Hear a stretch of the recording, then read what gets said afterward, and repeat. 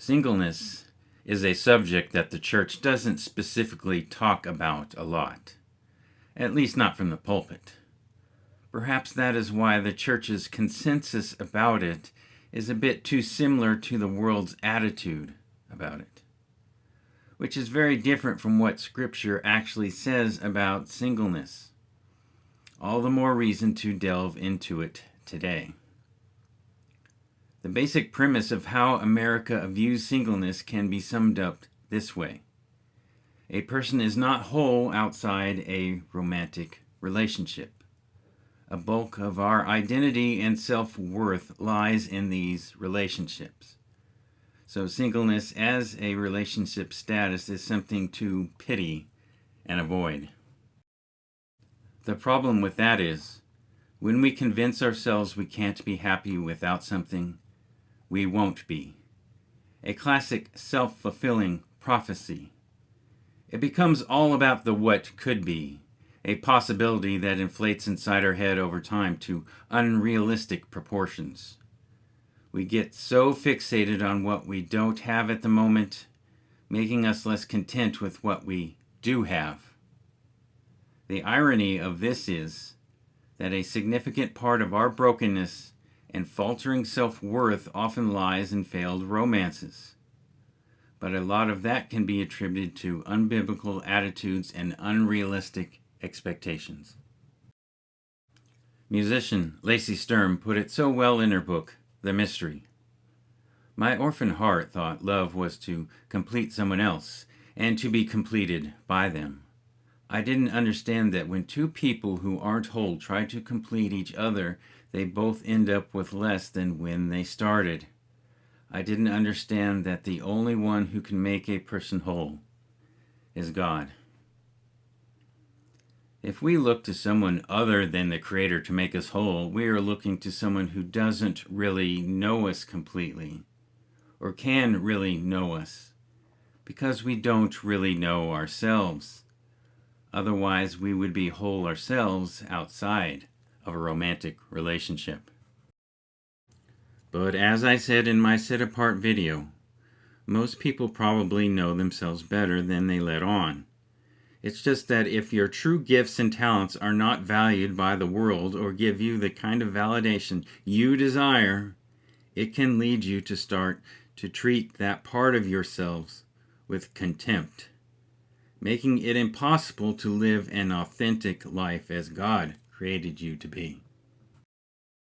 Yet, with love and romance being universally revered, most of us rush to shoehorn that into our lives somehow, since this grants us acceptance and value in the eyes of the world, even if we're not ready for it yet, even if it won't make us whole.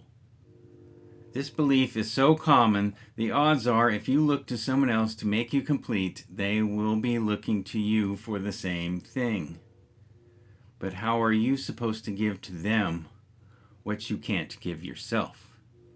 How are they supposed to give to you what they themselves don't have? Think about it. If you really believe you need someone else to be complete, then you shouldn't have a problem with your partner trying to change or fix you.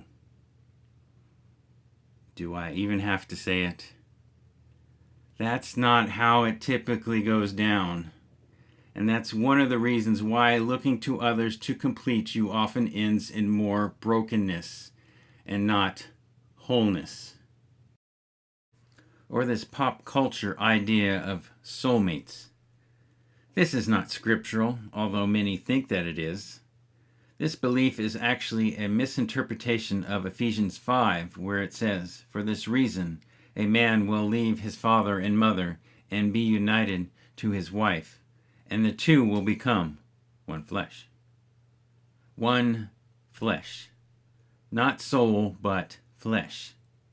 Not one spirit, heart, mind, or even set of emotions, but flesh, which in almost every other New Testament occurrence of the word flesh has a negative connotation. We need to stop reading too much into this verse when we try to turn marriage into some mystical union. where we expect our spouses to understand everything we leave unspoken, or don't actually understand ourselves. We are only setting ourselves up for failure this way. Being able to understand your spouse's thoughts and feelings happens over time through observation, experience, trial, and error, not fairy tale magic. But even that can be a chore if people are not honest about their feelings. And many insecure people are not very honest about their feelings. It's no wonder there has been a bit of a shift in recent years, where more people are rejecting romance. I put it that way because the choice seems to be made in a spirit of disillusionment and cynicism, not because value is seen in the choice. Even the right choice needs to be made for the right reasons, and with the right attitude. Now, let's look at what Scripture really says about singleness. This passage from Matthew 19 comes right after Jesus' words on divorce.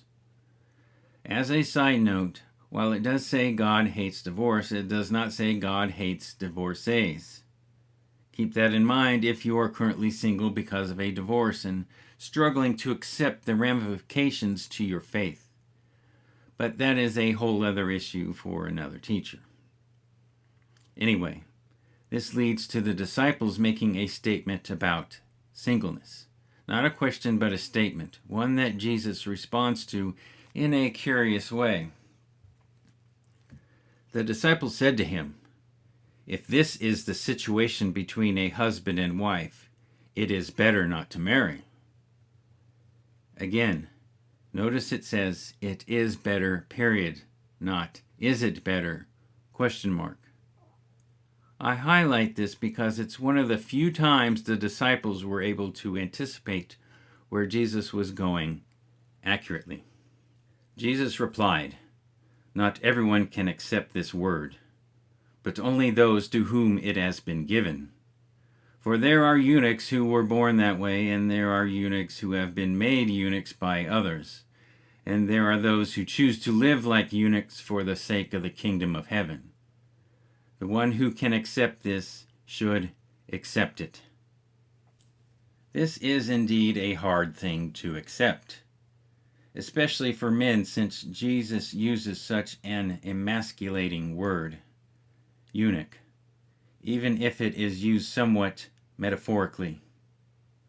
This can be so distracting that we may fail to notice that it indicates the opposite of what the world often tells us about singleness, that we may be better off single, even if the comparison may not seem particularly positive, especially from a fleshly point of view. Still, what we need to remember is this is phrased as a suggestion, not a command.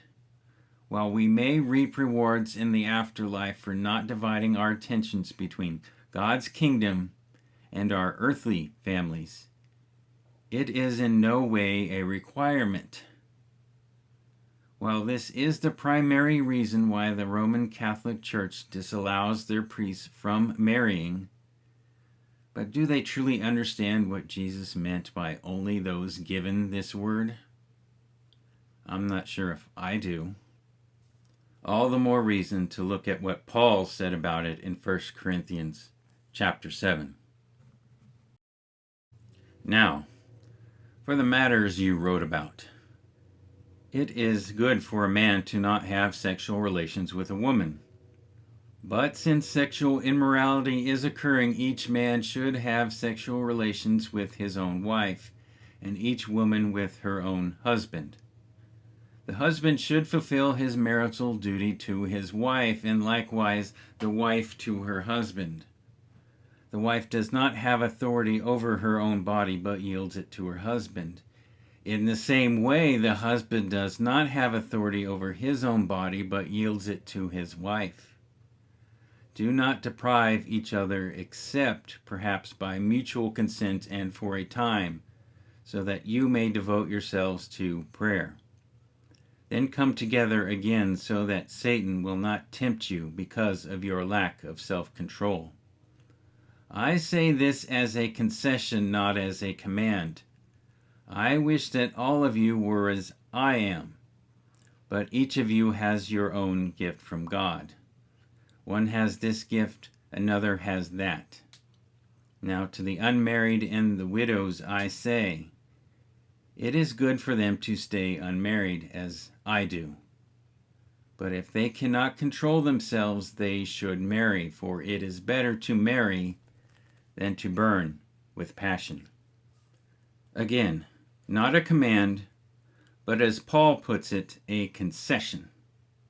So why are we trying to make a command out of it in either direction? But there is a warning. There are risks and complications in staying single, ones we should heed. Not that marriage doesn't have its own set of complications. This is why the Protestant church tends to take an opposite stance on the subject within the ministry. While they do not officially require marriage of its ministers, there is an unwritten expectation of its clergy in many denominations. They are so worried about the pitfalls that the Roman Catholic Church has had to deal with due to some of their priests obviously burning with passion because they haven't been given the ability to truly accept it. Many denominations strongly encourage that their ordained ministers be married.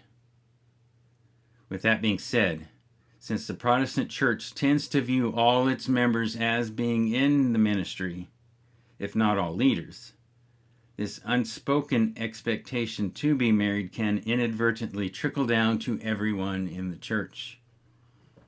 However, I repeat, there is no scriptural basis for this. If anything, Scripture uplifts singleness. Yet why do we not see it that way?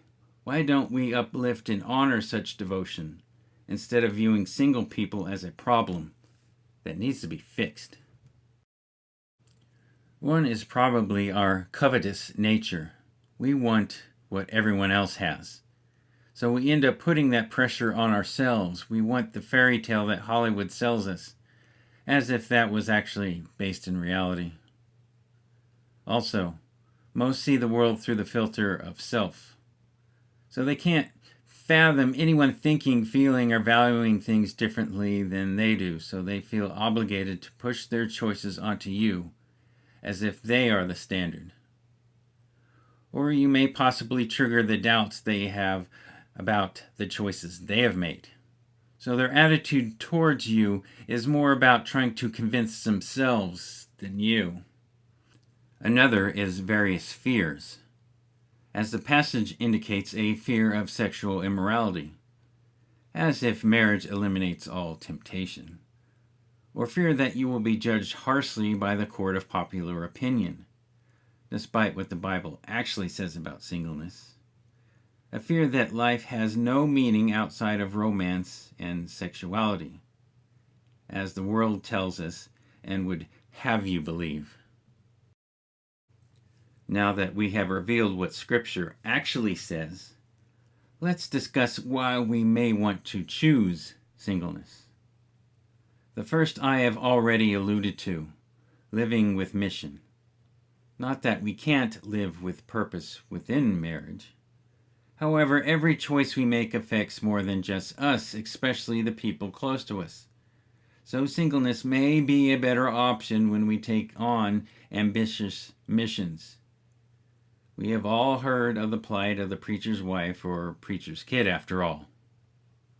If you share the same vision, this can actually be a powerful union. However, if you don't, this can be a huge source of conflict. The flip side of that is, if marriage is not an option at the moment, we just aren't finding that connection, we should consider redirecting our passions into purpose.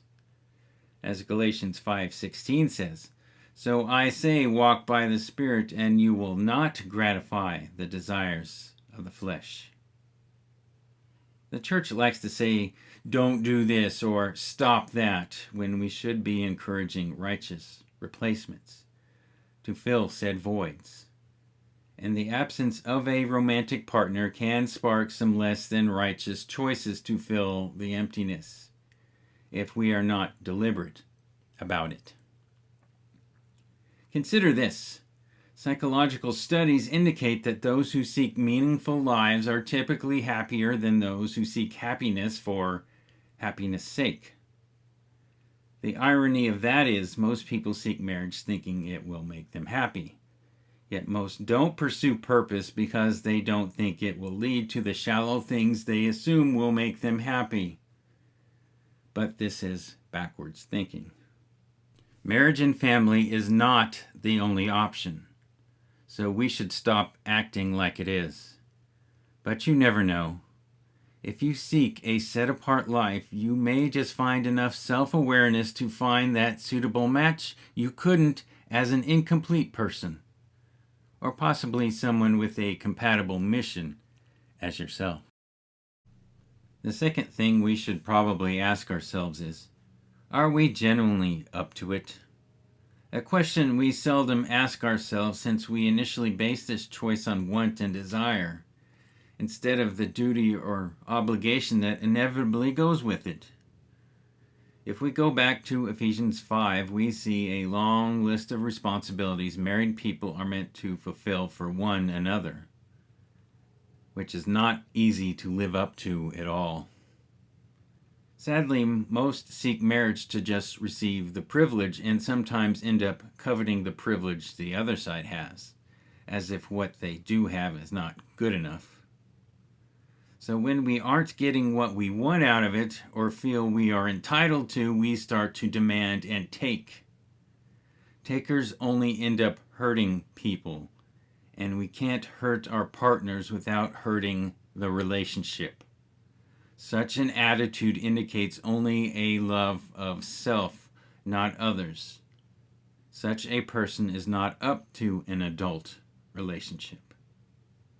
Like I indicated earlier, romance is just as likely to break us as make us. As believers, we should strive to not be that person.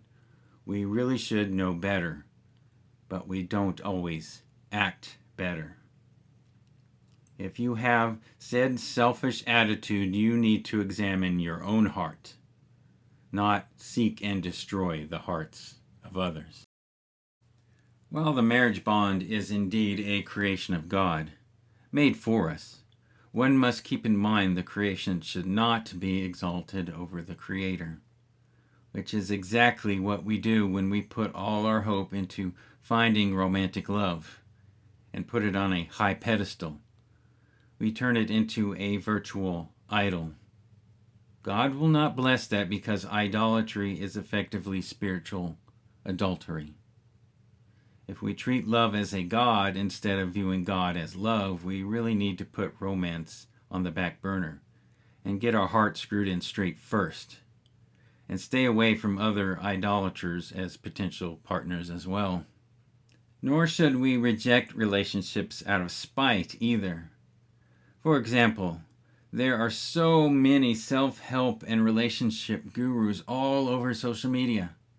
One thing I have noticed is that most follow them for validation of self, to justify their anger towards their partners, as well as acquire ammo to accuse them, not self-reflect and check our own eyes for planks. In a way, this is just a defense of idolatry. Since love as a god isn't working for them, they want to blame its other followers, not our idolatrous views on love. Therein lies the flaw in the idol of love. It's always a one-way street leading towards self, not others. If you want to be loved, then you better be willing to love them back. You want to be understood? Then you better be willing to try and understand them, realizing they may very well think, feel, and value things very differently than you do. You want your boundaries respected, then you better be willing to accept that they also may have boundaries. You want people to be mindful of your feelings, then you better not be careless with theirs. Double standards always travel one-way streets. If this is you, your love is selfish and parasitic, not selfless and Christ-like. Deep down, we all just want someone who will love us as is, even if our brokenness leads us to treat others with impatience, unkindness, rudeness, shame, and criticism, even though we would never accept that from others. As Christians, we should know better. We should want to grow, mature, and be more Christ-like, not hide our immaturity behind the statement of, "This is who I am," which you hear a lot these days. Did not Jesus tell us we can't correct others if we can't even correct ourselves? Yet these are exactly the people who want to change and fix others just so they don't have to grow and change themselves. What does this really say about a person's heart? What does that say about what we really worship? What does it say about our ability to love? What does it say about our ability to maintain a marriage? But you can't help others if they won't admit to the plank in their eye. But you can do something about the plank in yours. That is where your power is. That is where Jesus wants to help the most. This is what enables you to love, as Christ did. While having someone to share the adventure of life with, to watch your back and support you through all the trials and tribulations, can be a wonderful thing, as long as you are reciprocating. Yet if we are only seeking it for wholeness, validation, self-worth, and happiness, you are actually heaping a huge burden upon the back of the one you claim to love, one they were never meant to bear. A terrible thing to do to someone you supposedly love.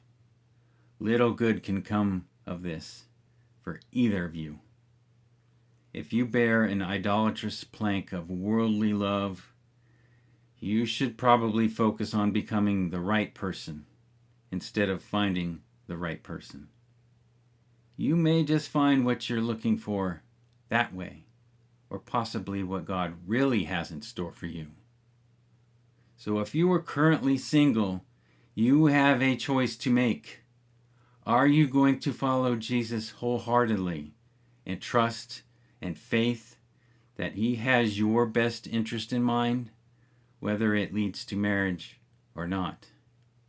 Or will you resort to bitterness and cynicism as you blame God for not giving you what you covet, and blame the world for not bowing down to the pedestal you keep your heart on, just like this selfish and wicked world does, that has left a trail of broken-hearted people all across the nation? Do you really want to be that person? Thanks for listening. Do check out my other videos as well as my webpage, where you will find links to my blog and other social media accounts.